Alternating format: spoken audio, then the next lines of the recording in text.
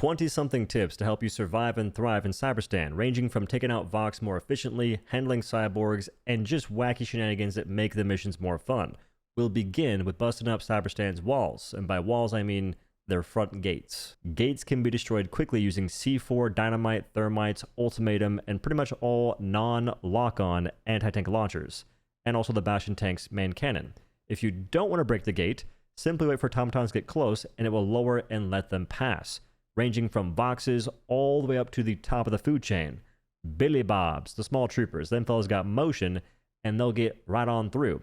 Once the gate lowers, they can phase through it, so be careful, and you can pass after you clear out the enemies. You can also simply wait on top of the gate. As it raises, you go along with it, including whatever you have on top. If you got a Bastion tank parked there, guess what? You get the high ground. You can snipe fabricators based on range. If you try turning up there as a driver, it will simply fall. At least it did in my case.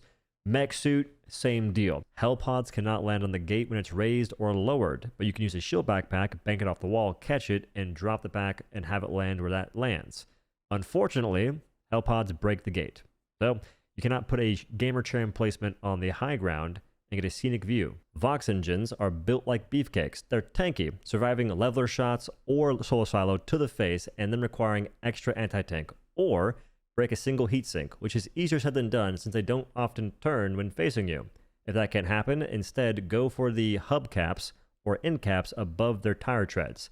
Those require medium pin, and doing enough damage, kind of breaking them but just hitting them in general, will eventually kill the Vox if you previously hit it with leveler or solo silo. Those deal big damage. Raise the flag is the hardest mission, but a certain layout makes it pretty simple and acts as a failsafe if everything is going wrong. Look for a ramp leading up to a building that has a closed door facing you.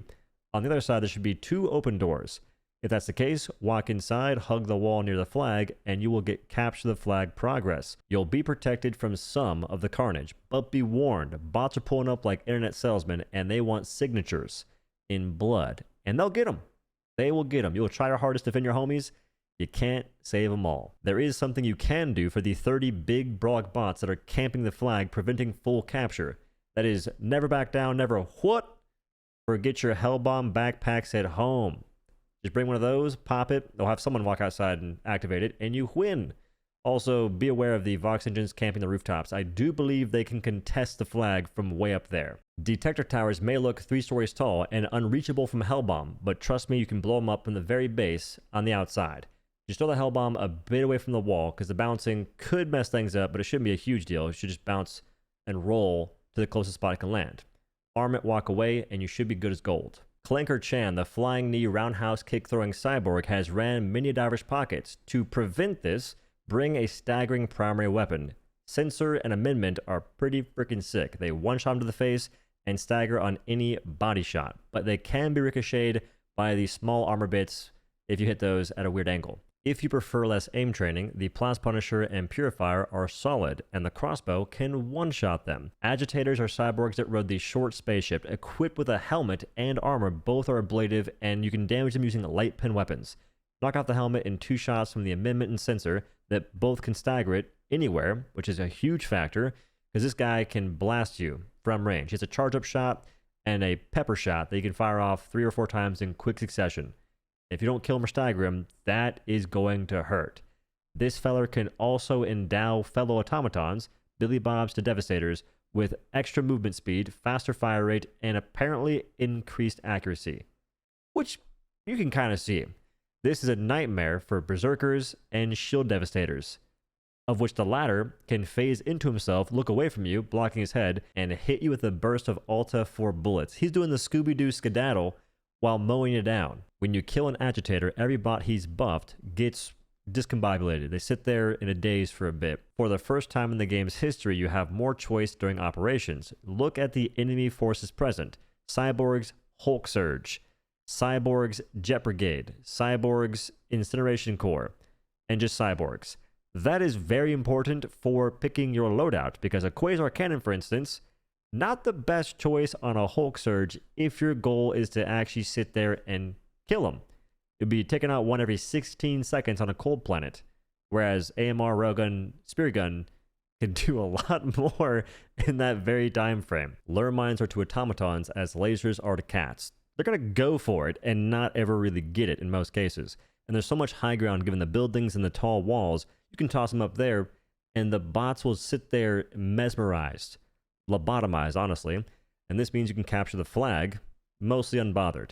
You can do detector towers, mostly unbothered. You can also throw them on Vox Engines, and tank towers will target them. Be warned, it takes roughly 4 tank blasts, which is a lot, but other bots will also shoot them as well. Lure mines can be fantastic against strat jammers and detector towers. All you need is a tank tower near them, throw it up to where they can see it, and it may blast it. There's a large number of tank towers that are aim training that you may not notice, but they notice you. It's the tank tower again!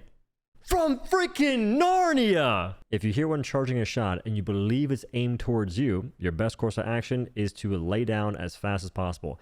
They tend to aim for the chest, if not the head. So laying down means it has a pretty good chance of missing. Cyberstan has invested a pretty penny in preventing the birds of democracy from soaring the skies. As a result, you may not want to bring too many eagles, although Strafing Run is pretty sick against Vox Engines. And be warned that anti-air emplacements aren't just on objectives.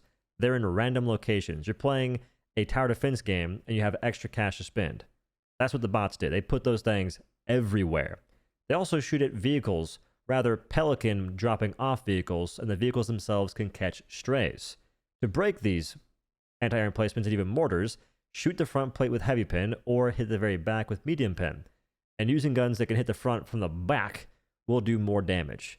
AMR is a 3-shot from the front plate, 2-shot from the back. Grenade launcher is a 2-tap from the front, 1-shot from the back, for reference. The restricted Eagle airspace will entice players to bring orbitals, but be warned, them buildings will block many a shot, even ones that seem as though it's pretty clear and open.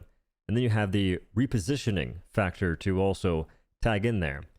You're better off using weapons in which you aim yourself 9 times out of 10. And if you want to bring an orbital, I recommend Gatling Barrage, because Orb Laser's cool, but I've seen it go haywire and target anything but the Vox that is decimating my team.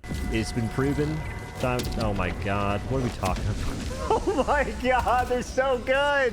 You can kill a Vox using more throwables than you expect by tossing them in the grenade vent, such as the shield bubble. If you can land it, that is, but you'll hear a sound indicating feedback for everything that works correctly, and this will then result in the timely demise.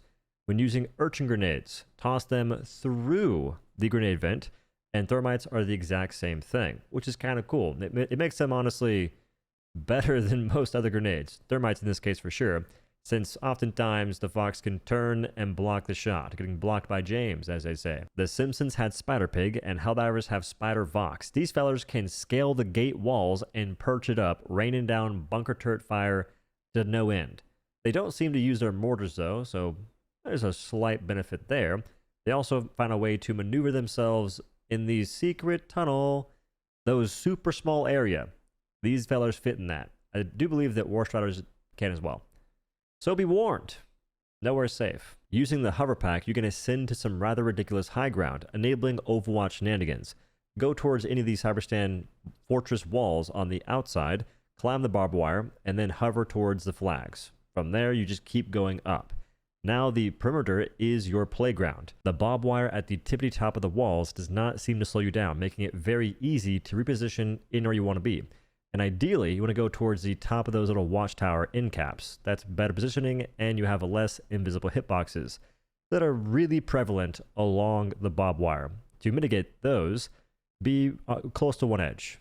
Otherwise, many shots will get blocked. You can also hover pack on the buildings, but be warned, they're easily breakable from automatons, and it's pretty difficult to figure out where there is actual structural things to hover onto, since most of the top is cosmetic. But when it works, it's pretty freaking cool. And you can sit there popping Hulk's eyes with the railgun, one-shotting War Striders because they're going to be stationary with railgun. If you take getting high seriously, you can hover roughly 10 meters vertically and 20 meters horizontally.